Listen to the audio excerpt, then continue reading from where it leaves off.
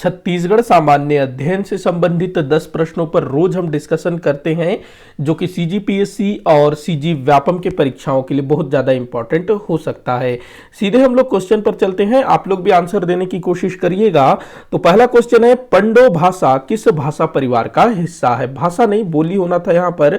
तो जो पंडो बोली है वो किस भाषा परिवार का हिस्सा है, ये आपको बताना है। तो भाई ये मुंडारी भाषा परिवार का हिस्सा है। तो हमारे छत्तीसगढ़ की जनजातियों द्वारा जिन बोलियों का प्रयोग किया जाता है वो बोलियां किन भाषा परिवार का हिस्सा है, ये आप लोग ध्यान रखिएगा, अक्सर पूछा जाता है। आर्य भाषा परिवार के अंतर्गत छत्तीसगढ़ी, हल्बी, भत्री ये सब आर्य भाषा परिवार के अंतर्गत आते हैं। द्रविड़ भाषा परिवार के अंतर्गत गोंडी हो गया, कुरुक हो गया, ये सब जो है द्रविड़ भाषा परिवार में आते हैं। अगला क्वेश्चन देखते हैं, बस्तर बियर किसे कहते हैं? तो भाई इंपॉर्टेंट हो सकता है ये चीज भी, सीजीपीएससी के प्रीलिम्स में एक बार पूछा गया था ना भाजियों के बारे में, करमत्ता भाजी उसमें दिया था, रमकेलिया दिया था, तो कुछ भी पूछ सकता है। तो बस्तर बियर किसको कहा जाता है? बस्तर वाले को अच्छे से पता होगा, इसको कहते हैं सल्फी। जो सल्फी है ना, सल्फी ताड़ नुमा वृक्ष से निकलने वाला रस होता है, उस वृक्ष का नाम भी होता है सल्फी, और उससे जो रस निकलता है उसको भी सल्फी ही कहते हैं। जैसे कि आप लोगों ने देखा होगा ना, ताड़ का वृक्ष, उससे जो है रस निकलता है जिसको ताड़ी कहा जाता है। तो वैसे ही होता है सल्फी का वृक्ष जिससे रस निकलता है, ताड़ी जैसा ही, उसको कहते हैं सल्फी। और इसी को जो है बस्तर बियर के नाम से जाना जाता है, जो कि बस्तर में ही मिलता है सल्फी। लांदा ये भी एक पेय पदार्थ है। अच्छा, सल्फी जो है ना ये आदिवासियों का पेय पदार्थ है बस्तर में। लांदा भी पेय पदार्थ है। ताड़ी ये तो पता ही है। महुआ से बनी शराब, भाई ये तो हमारे छत्तीसगढ़ के जितने भी आदिवासी क्षेत्र हैं वहां बनाया जाता है, और जहां भी मतलब महुआ का पेड़ मिलता है वहां आदिवासी लोग इसको बनाते हैं घर घर में। तो ये ध्यान रखेंगे, बस्तर बियर। अगला क्वेश्चन दिया है, नलवंशी शासक विलास तुंग द्वारा राजिम में निर्मित राजीव लोचन मंदिर का जीर्णोद्धार किस कलचुरी शासक द्वारा किया गया था? तो सबसे पहले आप लोग ये चीज को ध्यान रखना कि जो नलवंशी शासक था विलास तुंग, उसने राजिम के राजीव लोचन मंदिर का निर्माण करवाया था, जो राजिम गरियाबंद में है ना, उसको। इंपॉर्टेंट है, पूछा गया है कई बार। अब प्रश्न आ रहा है कि इसका जीर्णोद्धार मतलब कि इसका रिपेयर किस कलचुरी शासक द्वारा करवाया गया था? तो ये काफी बार पूछा गया है इस तरह का क्वेश्चन। तो भाई पृथ्वीदेव द्वितीय, पृथ्वीदेव द्वितीय ने जो है इसका जीर्णोद्धार करवाया था, रिपेयर करवाया था, टूट फूट हो गया था। तो अगला क्वेश्चन दिया है, सूची 1 में दिए गए लोक पर्व को सूची 2 में दिए गए माह से सुमेलित करना है। मतलब कौन सा लोक पर्व, इधर लोक पर्व दिया है, इधर महीना दिया है। तो देख लेते हैं, आंवला पूजा, ये होता है भाई कार्तिक मास के पूर्णिमा को आंवला पूजा किया जाता है हमारे छत्तीसगढ़ में। छेरछेरा, भाई छेरछेरा अभी आ रहा है ना, मेरे ख्याल से हो गया छेरछेरा, हाँ, पौष पुन्नी छेरछेरा। उसके बाद कमर छठ, ये भादो मास में मनाया जाता है। अक्ति जो है बैसाख में मनाया जाता है। तो आपका कूट क्या होगा? 3 4 2 1, 3 4 2 1, ये आपका उत्तर होगा। तो ये जो पर्व है इनको अच्छे से याद करिएगा क्योंकि इनसे क्वेश्चन पूछा जाता है। अगला क्वेश्चन दिया है, 1 मिनट, ठीक है। अगला क्वेश्चन देखते हैं, छत्तीसगढ़ राज्य में निम्नलिखित सिंचाई परियोजनाएं किस नदी पर स्थापित की गई है? ये क्वेश्चन ना मेरे ख्याल से ना जो अभी जो कुछ एग्जाम हुआ था उसमें ये पूछा गया था, मुझे ध्यान आ रहा है, मैंने इस पर वीडियो बनाया था। तो बाबू छोटेलाल श्रीवास्तव, ये सिलियारी नदी में है। रविशंकर, मतलब जो रविशंकर जलाशय महानदी में है। मिनी माता बांध ये हसदेव नदी में है। वीर नारायण सिंह परियोजना कोडार नदी में है। तो आपका क्या कोड बनेगा? 3 4 2 1, 3 4 2 1, मतलब पहले वाला ही बन रहा है क्या? पीछे भी यही था शायद, 3 4 2 1, 3 4 2 1।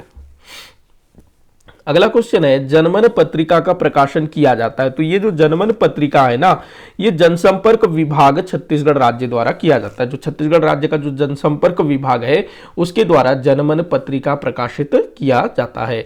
अगला क्वेश्चन है, निम्नलिखित मंदिरों को संबंधित वंश के साथ सुमेलित कीजिए। तो भाई देवरानी जेठानी मंदिर ये जो है ना सरभपुरीय वंश के समय में बना था। गुप्त काल भी आप इसको बोल सकते हैं, गुप्त काल, सरभपुरीय वंश, दोनों आपको ध्यान रखना है। मड़वा महल, इसका निर्माण करवाया था रामचंद्र देव ने, जो कि फणी नागवंशी शासक था। तो ये आपका 2 ही होगा। लखनेश्वर मंदिर का निर्माण करवाया था पांडु वंश के शासक थे इंद्रबल। पांडु वंश का शासक था इंद्रबल, और इंद्रबल का बेटा था ईशान देव। तो ईशान देव ने इसका निर्माण करवाया था। वो राजा नहीं बनता है, लेकिन राजकुमार था, युवराज था।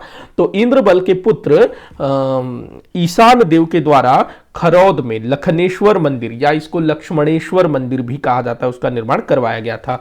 रत्नेश्वर देवालय ये बनाया गया था कलचुरी वंश के शासकों द्वारा। रत्नदेव प्रथम ने इसको जो है बनवाया था तुम्बाड़ में। मैं थोड़ा सा ब्रेक लूंगा। हाँ, तो हम लोग देख रहे थे, मतलब इसको जोड़ी मिला रहे थे। तो देवरानी जेठानी मंदिर सरबपुरीय वंश, मड़वा महल फणी नागवंश, लखनेश्वर मंदिर पांडुवंश, रत्नेश्वर देवालय रत्नदेव प्रथम द्वारा तुम्बाड़ में बनवाया गया था कलचुरी वंश। तो आपका कूट क्या बनेगा? 3 2 4 1। ये जो है आपका कूट बनेगा 3 2 4 1। अरे इसका कूट, अच्छा मैंने इसका कूट देना भूल गया, माफी चाहूंगा। तो एक बार देख लीजिएगा फिर से। ये उसके बाद ये, फिर ये जो है इसका आंसर होगा।